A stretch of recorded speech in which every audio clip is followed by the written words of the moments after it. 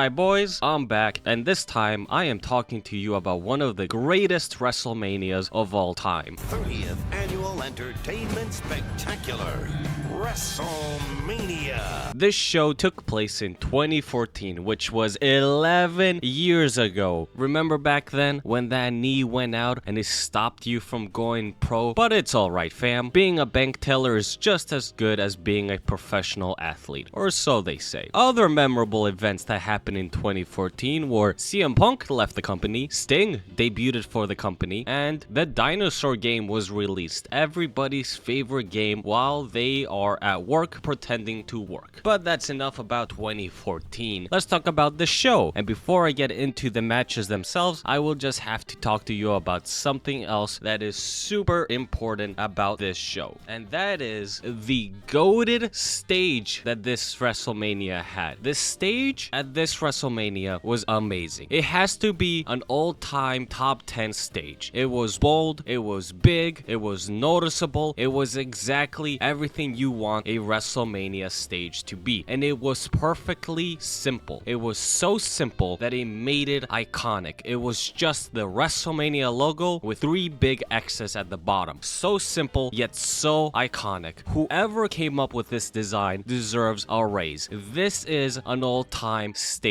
design. This was the time where WrestleMania always had a GOATed stage, unlike in current WWE. Now, before we get into the show, WrestleMania 30 is an important WrestleMania because it is the first one of the 30s. A lot of people do not accept the 30s. Not everybody ages gracefully into their 30s, and WrestleMania was not any different. WrestleMania accepted its 30s, and it started off strong. WrestleMania 30 was a GOATed show, and WrestleMania 31, while it was good, it wasn't as good as 30, but it was still a very good show. But after 31, everything just went downhill. WrestleMania 32, 33, and 34 were absolutely ass. 35, you don't even know what happened at WrestleMania 35. Then we had the pandemic WrestleMania, and then WrestleMania became a 2-night event, and then we had Triple H take over the company, and then we had WrestleManias where Cody Rhodes was main eventing, and then WrestleMania went into its 40s, again with Cody Rhodes main eventing it, and all those WrestleManias are garbage. If you have Cody Rhodes main eventing the biggest show of the year, it is going to be ass. It is a law of the universe. If Cody Rhodes is anywhere near the main event of a WrestleMania, it's automatically shit. And I know the Triple H meat writers are gonna scream about WrestleMania 39. WrestleMania 39 was ass, and you know it. It had nothing going for it. It had Cody Rhodes in the main event. But we're not talking about the shitty WrestleMania 40s. No. We're talking about this GOATed WrestleMania 30. So let's get right into it. First of all, before we even get into the matches, I just have to talk about how good this opening segment was. We kind of forgot how good we had it. WrestleMania used to start off with a bang. Now we get bums like Triple H and Stephanie McMahon coming out to waste time, or we have losers like Jey Uso and Gunther wrestling the opening match of WrestleMania. But not at WrestleMania 30. We had the 3 absolute legends of this sport. We had Hulk Hogan, Stone Cold Steve Austin, and The Rock coming out and hyping up the crowd for a GOATed show. And I am pleased to announce that this GOATedness will last all night long. For the opening match, we have Daniel Bryan going up against Triple H, and the winner enters the WWE World Heavyweight Championship match in the main event. So what is the story and the feud behind this match? Well, this feud actually started back at SummerSlam 2013. Daniel Bryan was going up against John Cena for the WWE Championship. Triple H was the special guest referee, and Daniel Bryan got the win over John Cena, so he became the new WWE Champion. But then as he was celebrating, Randy Orton, the Money in the Bank holder, comes out, Triple H turns heel, pedigrees Bryan, and lets Randy Orton cash in and pick up the win, becoming the new WWE Champion. So Triple H screwed Daniel Bryan out of his title. So what's next for Daniel Bryan after this? He just got screwed screwed out of his title. He lost it right after winning it. Will he go after Randy Orton and reclaim his title? No. He would go on to have a multi-month-long feud with Triple H. This is the birthplace of the Authority, which also gave us the birth of the Yes Movement, where the Yes Movement peaked when Daniel Bryan and his fans took over Raw, went in the middle of the ring, and said they wouldn't leave until Daniel Bryan got a match at WrestleMania 30, and he did. But before we get into that, let me tell you a little bit more of what was happening during this build-up to WrestleMania 30. Triple H comes out, and for months, he just says the same thing. I did what's right for business. Daniel Bryan is not the guy. He cannot carry this company. He's not championship material. He is a B-plus player at best. And Triple H's favorite catchphrase was also born during this feud, where he says, "Is what's best for business."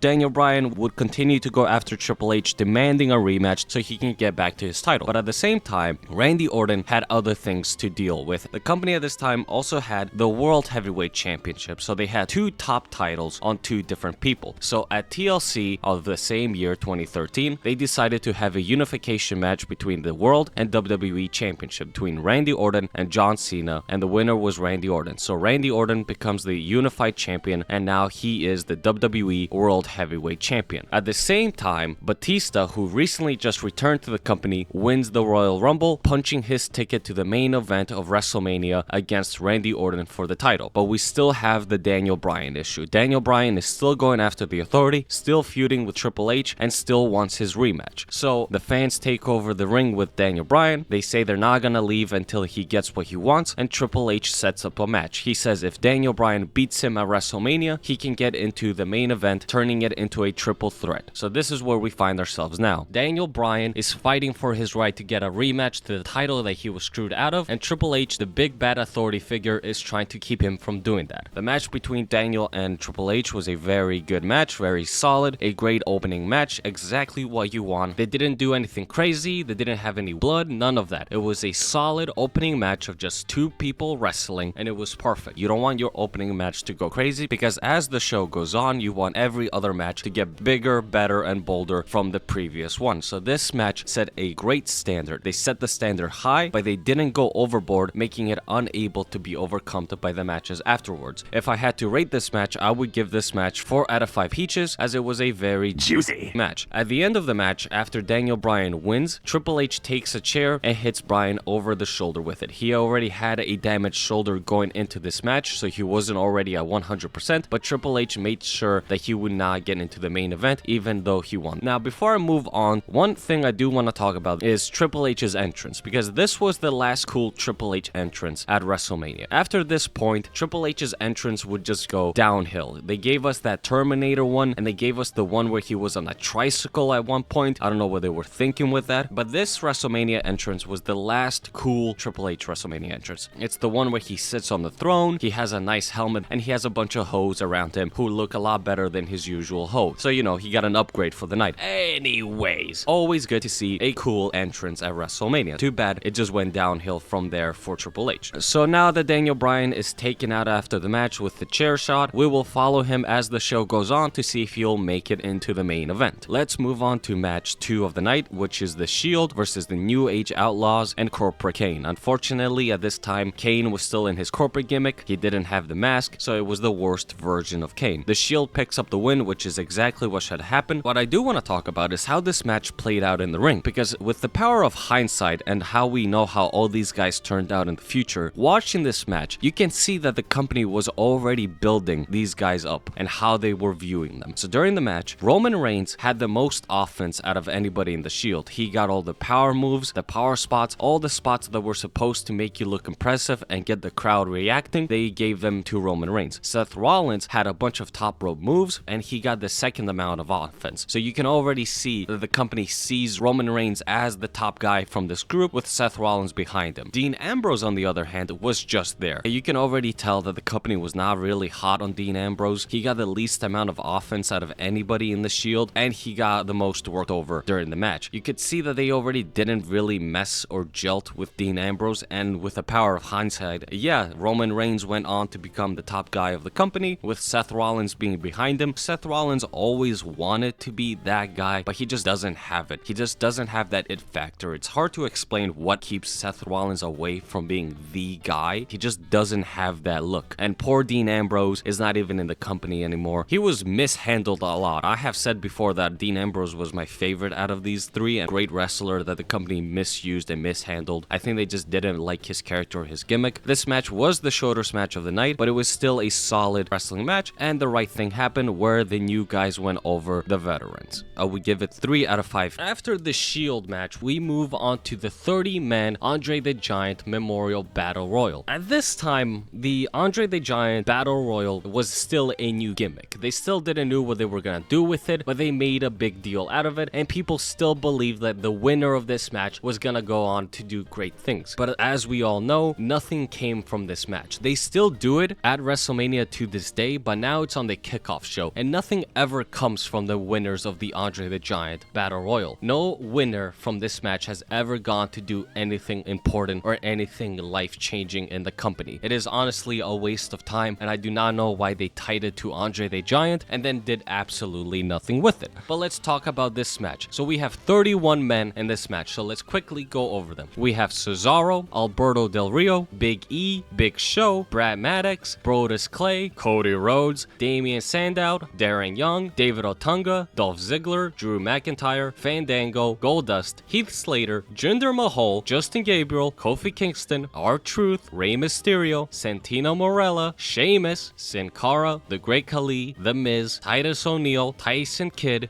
Xavier Woods, Yoshitatsu, Zack Ryder, and Mark Henry. That's a lot of people. But with that, going through all these names, you could see there are a lot of people in this match that would be future main eventers. Big E, Kofi Kingston, Xavier Woods, they have still not made the New Day, and they are just jobbers right now, but in a couple of years, they will be the biggest tag team in the company. We have Cody Rhodes, who unfortunately is the current champion. We have Damian Sandow before he did the Miz gimmick, so he hasn't peaked either. We have Dolph Ziggler. We have Drew McIntyre here, who is a current main eventer in the company and deserves a lot more. We have Rey Mysterio, a legend. We have Sheamus, another legend. We have a lot of people that would do a lot of great things in the company, and then we have others that did absolutely nothing, like Zack Ryder, Tyson Kidd, and so on and so on. But this match was not really a match, because with 30 people inside that ring, you can't really expect anything to happen. It was just a multi-man brawl, nothing to write home about, but everybody remembers how the match ended. The last two of this match was Cesaro and the Big Show, and during this match, the commentary really put over Big Show. They were really calling this match for the Big Show. They were behind Big Show winning this match. Everybody thought Big Show was gonna win it, and when he was one of the last two, everybody was calling it for the Big Show. Nobody believed Cesaro was gonna win this match. But everybody knows the moment. Everybody has seen the moment where Cesaro picks up the Big Show like he is nothing and tosses him over the rope. That spot got a huge pop from the crowd. It was one of the biggest pops, and it is one of the most memorable moments of WrestleMania. Everybody remembers Cesaro picking up Big Show and tossing him over the rope. It is a spot that will be remembered forever, and a spot that the company will be using forever to market WrestleMania. So overall, the match itself wasn't anything to write home about. You couldn't even see what the people were doing because there were so many of them, but because of that memorable ending, I will have to give it a 3 out of 5. With the Andre the Giant Battle Royal coming to an end, we move on to John Cena versus Bray Wyatt. So what is the feud and storyline behind this match? The Wyatt family was running roughshod over the WWE and going after every big name babyface they could find, and John Cena just happened to be there and their next target. They had a bunch of multi-man matches, John Cena teaming up with the Usos versus the Wyatt family. The Wyatt family really made John Cena's life a living hell for a while on Raw. Between the Nexus and the Wyatt family, those are the two groups that made John Cena's life a living hell the most out of anybody else in his career. This match is finally the meetup between John Cena and Bray Wyatt, and where to even begin with this match? Let me just talk to you about the in-ring action itself. It was a solid match between these two guys. Both of these guys can wrestle. John Cena wrestles his normal style, the 5 moves of doom, but it was still a fun match. The crowd was pretty much dead for this whole match. This match had the least amount of crowd reaction so far. After a certain point, the crowd is gonna lose a lot more energy, but we'll get to that when we get to it. But as of now, this match got the least amount of crowd reactions, and it was unfortunate because both of these guys were doing their best. And this is where I want to talk about the issue that Bray Wyatt always had in the WWE. Bray Wyatt would always be given a big main event storyline. He would always go after some baby face, and the company always gave him promo time. Bray Wyatt's promos would go on for 20 minutes plus, where he would just ramble on and on and on without really saying anything. Problem was, it's not that the fact that Bray Wyatt would talk too much or that his promos didn't make any sense or that they were kind of dull. It was that he could never back it up. The company always gave Bray Wyatt these big feuds, but he would always lose. He would talk a good game, but he would never be able to back it up. Every time Bray Wyatt needed to win, when it was the most important for him to win, he would always lose. He lost to John Cena. Next year, he would start a feud with Undertaker, and he would lose that. Bray Wyatt's career was defined by him losing big feuds that he had no business losing, and that really hurt his character and his perception. Bray Wyatt was supposed to be this main event level heel, but he would lose all the time. They would give him all the promo time in the world to get his character over and get his message across, but every time it was finally time for him to back up his words, he would always lose, and that really hurt Bray Wyatt's character, because how can you get invested in a heel that loses all the time? For a heel to be interesting and intimidating and for fans to take him serious, he has to win sometimes. He cannot always lose, and Bray Wyatt would always lose. He would lose every big match that he had. He didn't really start winning until the Fiend character. I do know that they gave him a pity title reign after years of being in the company and doing absolutely nothing with him, but even his title reign was mediocre.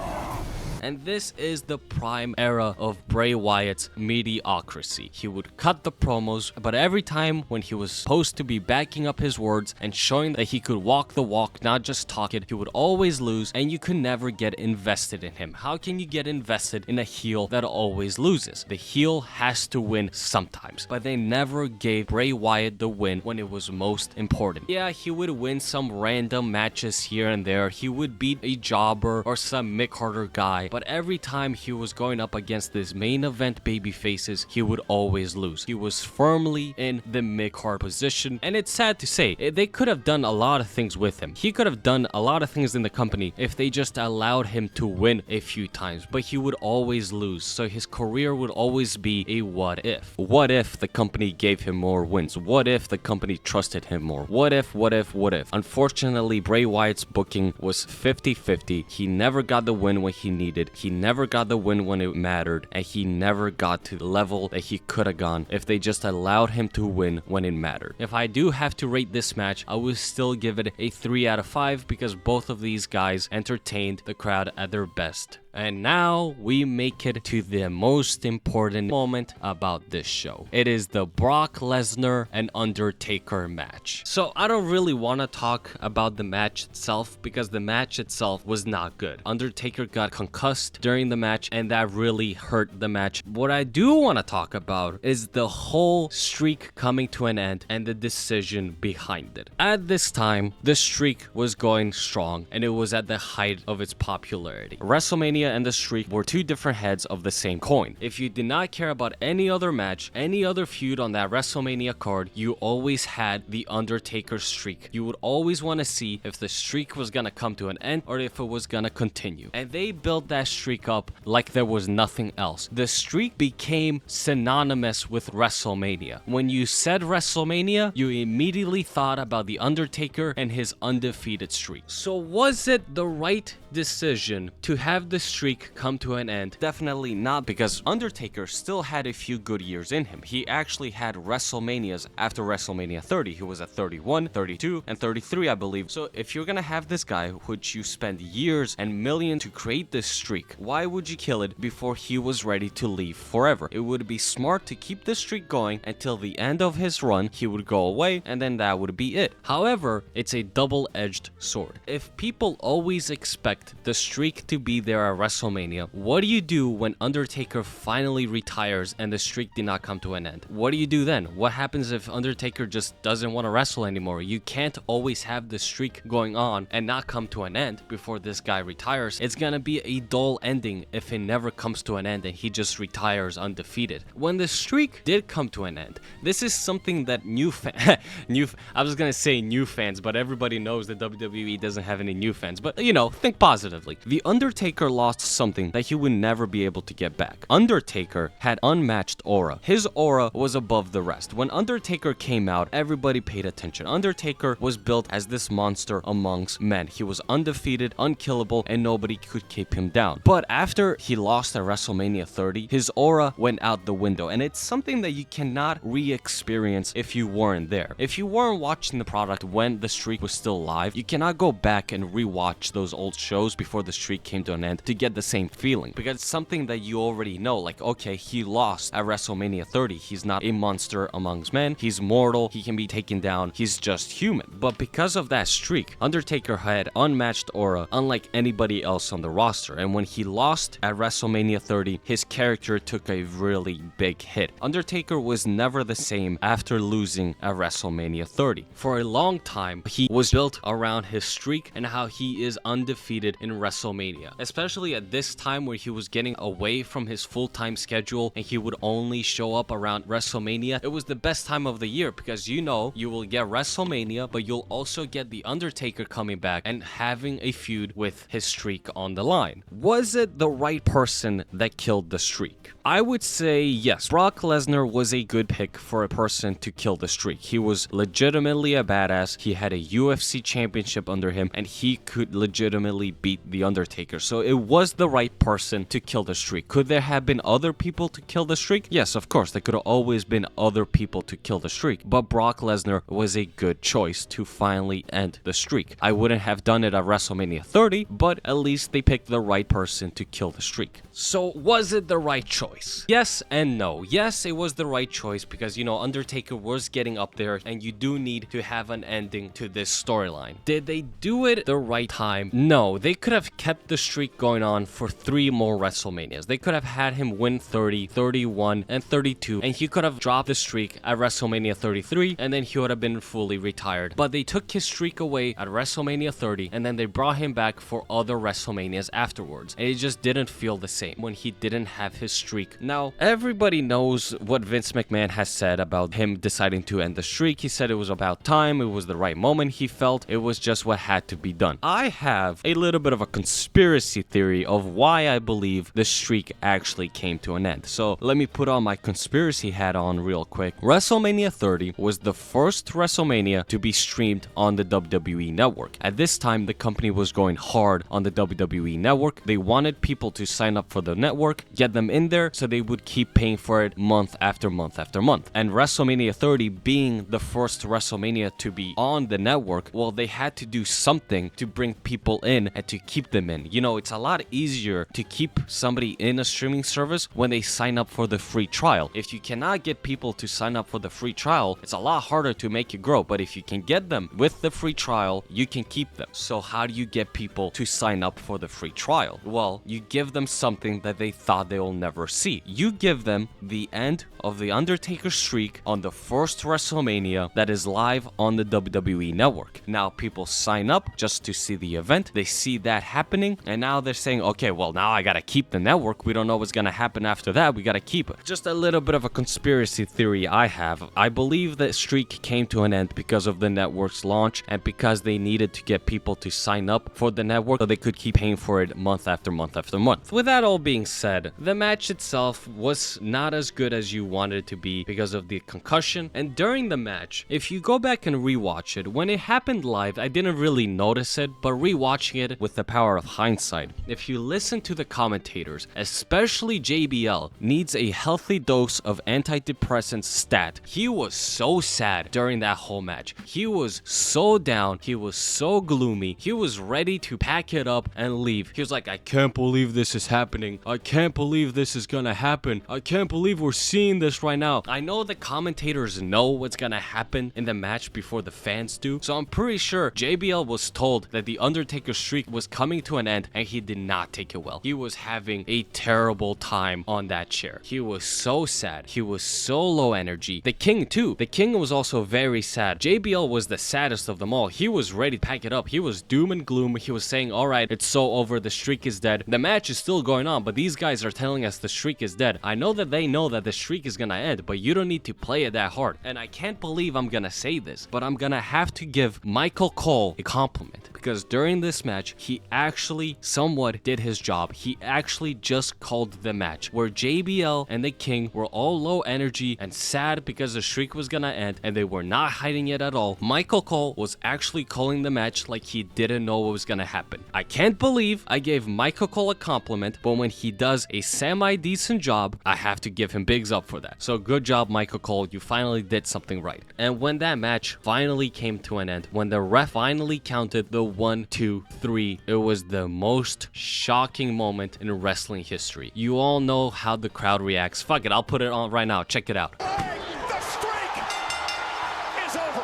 And after that point, all of the life and all of the energy from that show was sucked out. The commentators weren't interested in doing their job. Crowd didn't know what was happening, couldn't believe its eyes. Everything after that point came to a crashing halt after The Undertaker lost. I will give it a 4 out of 5 just because of how big of a moment it is. The next match after The Undertaker and Brock Lesnar was the WWE Divas Championship 14 Women Battle Royal match. It was a multi-women match. It was AJ Lee, Natalia, Tamina, Naomi, Cameron, Brie Bella, Nikki Bella, Summer Rae, Eva Marie, Emma, Alicia Fox, Layla, Oksana, and Rosa Mendes. But nobody cared. This match had to follow up what just happened a few minutes ago. The commentary team was not paying attention to the match. They couldn't care less about what was happening in the ring. They were just talking about what happened to Taker. The whole crowd was not paying attention. Everybody was still trying to comprehend what happened. This match was given a very rough spot. This match was used as a piss break match because you gave the crowd Undertaker and Brock Lesnar, then you give them the Divas Championship, and then the main event. You can't have Undertaker followed by the main event. You gotta give the crowd a break, and the Divas match was that break. Overall, this match was a Divas match in 2014, so you know, it is what it is. AJ Lee picks up the win and remains Divas champion. I'll give it a 3 out of 5 because I feel generous, and because they were dealt a bad hand with the spot they were put in. The company should have put Taker second to last. They should have put the Divas match and then the Taker match and the main event, but I know why they didn't, because if they had put Taker and then the main event, crowd would have been low energy because of what happened to Taker, and then the main event would have suffered. The way that they did it, they did sacrifice the Divas match, but the main event was not affected as much as it would have if it went right after Taker's match. Now, the main event still was affected. In the beginning of the match, the crowd did not care. The crowd was still trying to recover, but towards the end, they finally got the crowd to get some energy and some life back into it, and when the match finally came to an end, the crowd blew up. But I am getting ahead of myself. Let me start talking to you about the actual match itself. So now we move on to the main event, the WWE World Heavyweight Championship Triple Threat match. We have Daniel Bryan versus Batista versus Randy Orton, who is the champion. So let me talk to you about what happened with Daniel Bryan. So he had the opening match versus Triple H, where he was attacked at the end and he had to go back to the medical team. During the show, we saw a vignette of Daniel Bryan in the trainer's room where he was getting examined to see if he would be ready to compete in the main event. And of course he did. But Daniel Bryan is not the only interesting player in this match, because this match also has one of the greatest wrestlers of all time, Batista. This was the last run of Batista in the company. I know he came back for a match against Triple H. That was not a run, that was just a single match. This was the last run we got of Batista, and it was at the worst time possible. Batista decided to come back at the worst time. The crowd did not care about him, they only cared about Daniel Bryan, and Batista really suffered. This was the run that gave us Blue Tista. When it comes to his final run, it's just how bad the timing lined up for him. He decided to come back at the worst time possible. Daniel Bryan was the only person that the crowd cared about, and Batista got the short end of the stick. He would get booed. Nobody cared about him. Nobody was excited to see him back. They did not want to see him. They just wanted to see Daniel Bryan. And the Yes movement is the first time that I noticed something. The company always has a history of having wrestlers where the fans are really behind, but the company themselves do not push them or do not see them as main event level guys. And Daniel Bryan was one of those people. The company didn't really mess with him, but the fans really liked him. But this is the one time where the fans really changed how the WWE was doing business. The Yes movement was so popular that the company actually had to give the fans what they wanted. If the fans don't like something, they will make it known, and the company always reacts to it.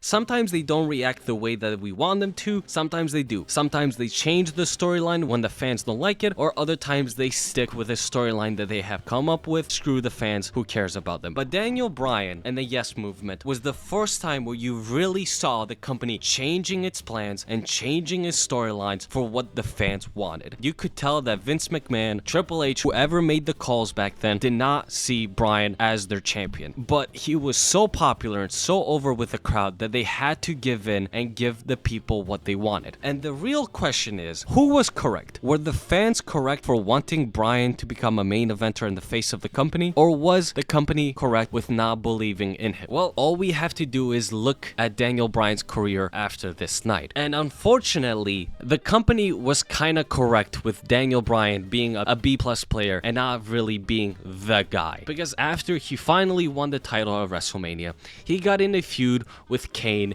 Kane put on the mask and he went after Bryan and Brie Bella, and it was an alright feud, it was whatever. But Daniel Bryan would always get injured. He was always injury prone. So anytime the company ever decided to push him or get behind him, he would always get injured. And it was always big injuries. He would always leave for months to a year, come back, have a small run, and then get injured again. He would always get injured. And they could never really build anything around him because he was unreliable. It pains me to say this, but the company was right. Daniel Bryan did just turn out to be a B+ player at best. He had multiple opportunities, multiple chances, but he would always get injured, he would always fall short, and he would never do anything with the opportunities he was given. It was always an injury holding back Daniel Bryan, and it is unfortunate. I am not the biggest fan of Daniel Bryan. I never really saw what other people saw in him, but if he wasn't as injury prone as he was, he could have probably done a lot more in the company. He had the opportunities, he had the matches, he had the chances, but because he just couldn't stay healthy, could not stop getting injured, his career will always be a what if. And Batista's final run really was affected by this. Batista could have had such a better final run in the company if Daniel Bryan's rise wasn't at the same time. If Batista had just come back like a year later or even a few years earlier, he could have had a much more better final run. Because if you go back and rewatch Batista's final run, it's really nothing of note. Nothing really happened. The most memorable moment of his run was the Blue Tista, and that was just a meme that the fans came up with. What you gonna do? That's life sometimes. But how was the match itself? The match itself was very good. Triple H did show up again during this match trying to cost Daniel Bryan the match, but he was taken out by Bryan. The most memorable spot of this match was the Batista bomb and RKO through the table that they did to Daniel Bryan. It was a very good spot, but at the end, the baby face wins and Daniel Bryan picks up the victory, becoming the WWE World Heavyweight Champion. And that was the time where the crowd finally came back to life. The crowd went crazy for Daniel Bryan winning. Daniel Bryan winning was one of the biggest crowd reactions and biggest celebrations in WrestleMania history. If Daniel Bryan was still in the company, they would use that moment a lot more than they do now because, you know, he's part of AEW, so we can't really talk about him. But if he was still in WWE, you can be sure that they would run that moment over and over and over again. If I have to rate this main event, I would give it a 5 out of 5. 3 top-tier wrestlers doing their best to entertain the crowd, and then that wonderful ending, even though I am not the biggest fan of Daniel Bryan. Another thing that I do want to talk about this show is that it probably pissed off Triple H a lot, because not only did he had to lose the opening match to Daniel Bryan, somebody he called a B+ player, then he also had to see the Undertaker streak coming to an end, and it was not him ending it. Triple H really wanted to end that streak because, you know, he's the cerebral assassin, he's the WWE guy. He's the greatest there is. Who else would defeat The Undertaker's streak but Triple H? And then at the main event, he had to see Daniel win the World Heavyweight Championship. So that always brings a smile to my face. But while I still have you here, let me talk to you about something else. Survivor Series 2025 just happened, and it was the complete opposite of this show. If this show was GOATed, Survivor Series 2025 was a lifeless, soulless husk of a show that should have never been birthed. Survivor Series 2025 was a war crime, an abomination. It was a show that charged $3,000 for front row seats for 4 matches. It's just good business. What has happened to this company where they give us a pay-per-view with 4 matches? Survivor Series is the last big show of the year, and they end off the year with 4 boring-ass matches. The women's War Games match was garbage. Nothing memorable, nothing interesting, absolute garbage. It was botchy, it was soft, nothing. All they used was a chair, a trash can, a trash lid, which was perfect because this show was trash. After that, we had the Intercontinental Championship, Dominic and John Cena, and boy did they embarrass John Cena. Not only did he lose, but he got his ass beat by every member of the Judgment Day. Also, hasn't the Judgment Day been breaking up for a year plus now? What has happened with that? Are they still breaking up? Are they best friends? Are they a solid team? What is happening? I thought the Judgment Day was coming to an end. What happened to Finn Balor being angry with Dominic Mysterio after WrestleMania? I don't know. I don't write the storylines. I just watch them. And then we had that boring ass Women's World Championship match between Nikki Bella and Stephanie McMahon. Juicy. It is 2025, but we still for some reason have a Nikki Bella match. What is the point? And then the main event, that awful main event, the men's war game where they stopped fighting mid-match so Jey Uso can yeet. Who comes up with that shit? Whose idea was it to pause a war game just so Jey Uso can yeet? And then the most dull, limp dick ending of all time of some dude in a mask coming out and costing the baby faces. What was the reason? Why was this show so lifeless, so soulless? This show was such a waste. What were they thinking? If I had to rate Survivor Series 2025, it would get a 1 out of 5. This show was lifeless. This show was boring. There's no reason for this show to be this bad. This is Survivor Series and they're giving us this garbage and charging people $3,000 plus to get front row seats to see what? There's nothing to see. There's no feud, no storylines, nothing. What is the point? The point is just to take your money. They just want to take your money and laugh their way to the bank. There's my short little Survivor Series 2025 review. I was thinking about making a whole video about it, but then I realized that this show is so trash. What am I even gonna say? Am I gonna talk 12 minutes about how trash it is? Nah, there's no point of making its own video about this show. Just trash. Just fucking trash. Dumpster fire. That's what Survivor Series 2025 was. A dumpster fire. But going back to the peak of WrestleMania 30, this show is GOATed, as I said. This show is A1. This show is a 10 out of 10. This show is wonderful. If you've never seen it, go watch it. You won't be disappointed. Thank you for watching.